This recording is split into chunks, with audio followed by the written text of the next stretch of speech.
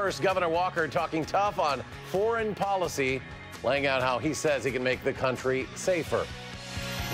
The governor laying out a plan on foreign policy today that has tough words for countries around the world, telling a crowd at the Citadel that he'd been tested and was ready to be commander-in-chief. Our political reporter Jessica Arp has what you need to know about that speech tonight. Jess? Well, the governor could certainly be described as rather hawkish in this speech, advocating the country more aggressively take on its enemies, saying once again that he was unintimidated. In his second major policy address of the 2016 campaign, Governor Scott Walker told a class of cadets at the Citadel in South Carolina that he should one day be leading them. As president, I will send the following message. The retreat is over. American leadership is back. The governor concentrated his comments largely on Iran and ISIS, saying he had a plan to defeat radical Islamic terrorism by using American resources and increasing defense spending.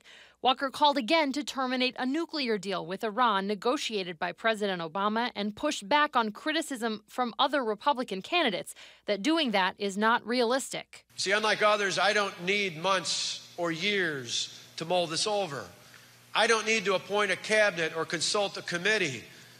Anybody who doesn't know today that the Iran deal is a bad deal is not ready to be commander-in-chief. UW political science professor Andrew Kidd says Walker's position on Iran is what he's using to set himself apart from the large Republican field. Well, I think it stakes out a pretty strong hawkish position for him in the primaries, and I think that's what the goal of it was. Walker multiple times made the claim he was ready to be president, echoing his prior comparison of Act 10 protesters to ISIS. With all the challenges that we face around the globe today, now is not the time for untested leadership.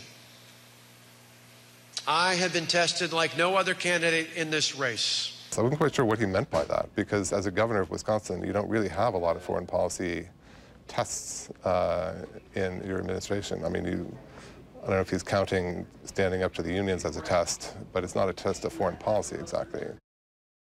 The governor is now campaigning on this message. He was in Beaufort, South Carolina this afternoon and will be in Virginia tomorrow. All right, we'll continue to follow his campaign. Jessica, thank you very much.